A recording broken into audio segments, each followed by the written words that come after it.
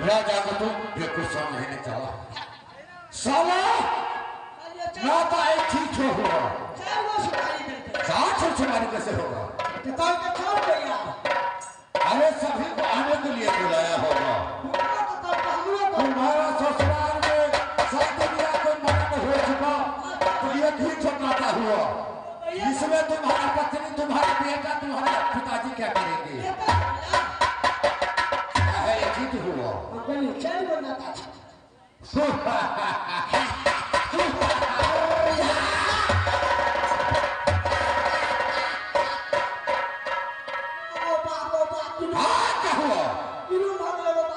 कैसा जुलूम हुआ है क्या हुआ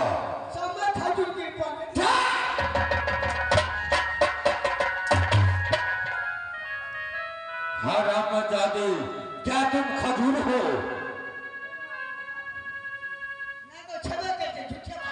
फिर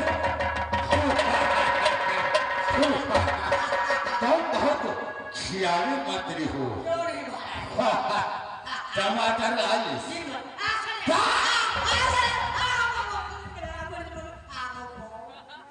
कितनी बार समझाए हो जमान संभाल के बोलो टमाटर तू तो जानते हो या राजा मकरंद रोज नीति नियम 5 फूल से वजन करता हूँ बहुत फूला का तब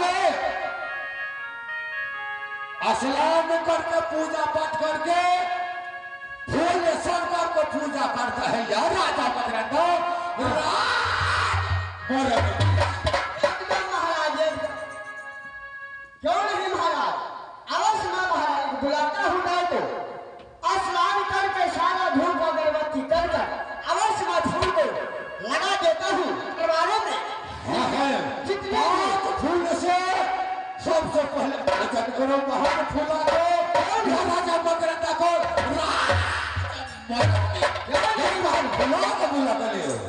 महाराज क्योंकि जिस दिन हम फूलों को फूल पर वजन करके मैं घर में ले जाता हूँ आप अवश्य करता हूँ महाराज वजन आपका बेटे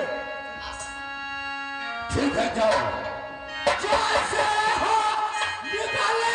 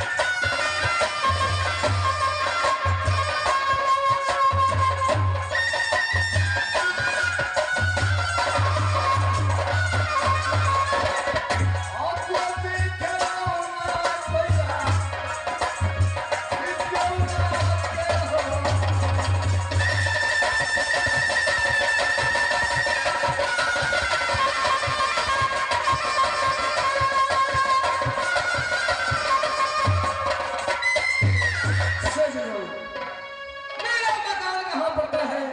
तो राज्य बहुत पुत्र कहलाता हूँ मिर्जासर को, जो सती ब्योला की गोदी दुलार। तो है कि भैयारी में राज मोहब्बे में पड़ता है, और कि मेरा नाम अमरपति आला है, और छोटे भाई की नाम बाबू रुद्र सिंह पड़ता है। अब मैं क्या कहूं, बड़ी गजब की बात है। मेरा छोटा भाई रुद्र सिंह इतनी बदमाश हो चुका है कि ये कामरों किला की छतरी जब नाम मोहब्बे को सुनता है तो थर-थर कांपने लगता है। ना जाने दिन रात लड़ने झगड़ने में पड़ा रहता है। 6-6 महीना 6-6 साल लौट कर मोहब्बे नहीं आता है। भैया सुनो सभा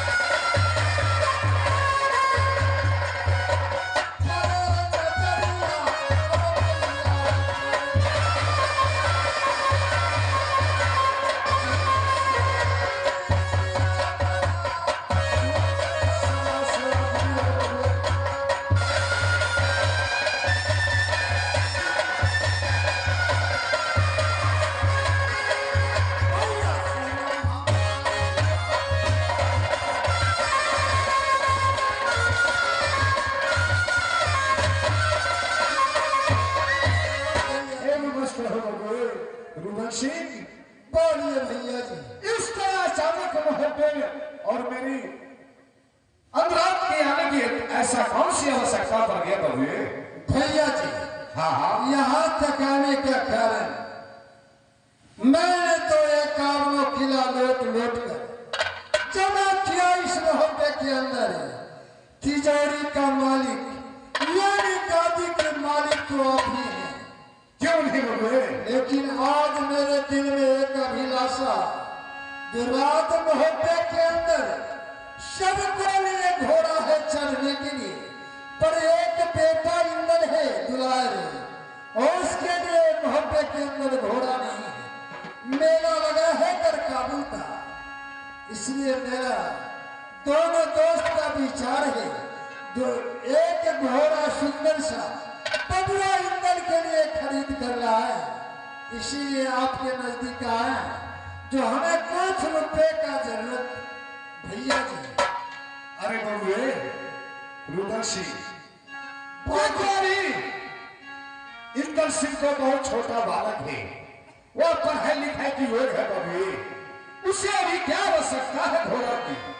इसलिए बबुए यह बात भूल कर रहे हो, भूल गए इस बातों की। नहीं नहीं भैया जी, दो भाई में एक दुलार बबुआ इंदल सिंह जब सब मोहब्बे के अंदर घोड़ा पर चढ़ते हैं, तो बेटा इंदल के लिए भी एक घोड़ा चाहिए। भैया जी देखो रुद्र सिंह, मैं बार-बार समझाता हूँ, वह घोड़ा पर चढ़ने लायक बालक नहीं है बबुए, इसलिए इस बातों को तुम छोड़ लो। अब भैया सुनो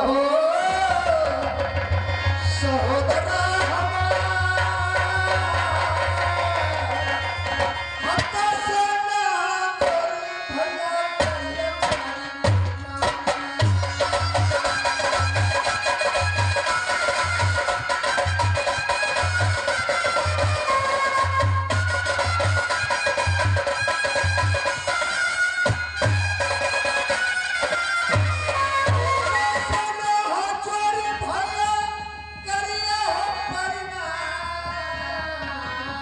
अयत ने यार दिया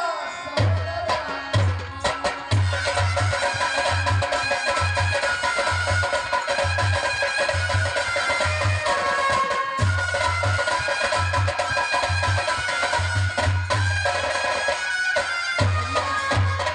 इतना ही मेरा कहना मानिए और हमें कुछ रुपया दीजिए ताकि मैं एक घोड़ा सुंदर सा खरीद कर लाऊं, मन का अभिलाषा को पुराऊं। देखो ऋषि, मैं बार बार तुमसे समझा रहा हूं, तुम मान नहीं रहे हो। मेरे पास तो एक भी पैसे नहीं है बबुए, मैं कहां से तुम्हें इस टाइम पैसे दूं? क्या भैया जी आप बातें बना रहे हैं? मेरे लिए भी आप एक पैसा नहीं दे रहे हैं, तिजोरी आपका खाली पड़ा है। यही रुदल है जो एक आदमी किला लूट लूट कर मोहल्ले के अंदर इकट्ठा किया, लेकिन यह रुदल सिंह की घोड़ा एक खरीदने का लालसा हो गया। रुपया देने से आप लोग कर रहे हैं तो ठीक है, आप तो बड़े भाई पिता तुम मानते आए हैं, आपके सामने मैं बोलूं क्या? रखिए अपने तिजोरी का रुपया। रुदल सिंह चला, मन में अभिलाषा है तो बेटा के लिए अवश्य घोड़ा खरीद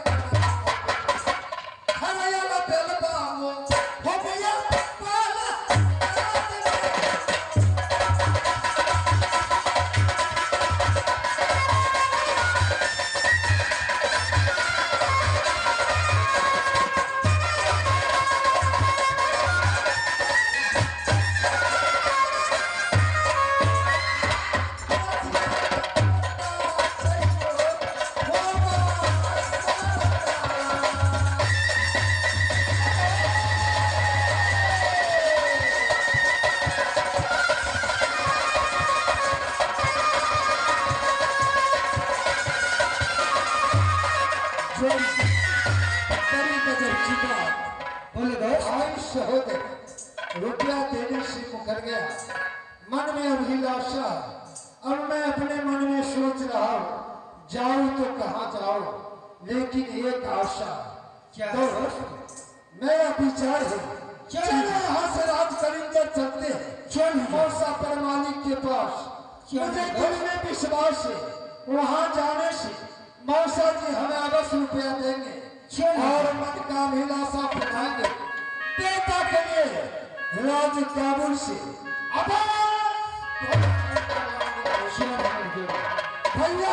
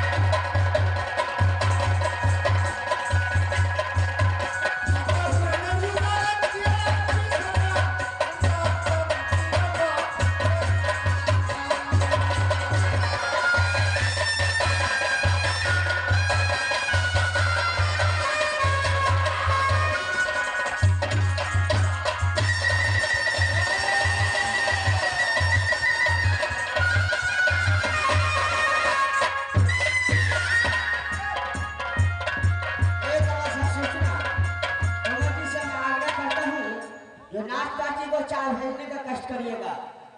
हमारे कमेटी में जो सहायता करते हैं, जो हमारे स्टेज पर चाय भेजने का कष्ट करिएगा। धन्यवाद। कमेटी सहायता करता हूँ, चाय भेजने का कष्ट करिएगा। धन्यवाद। हेलो।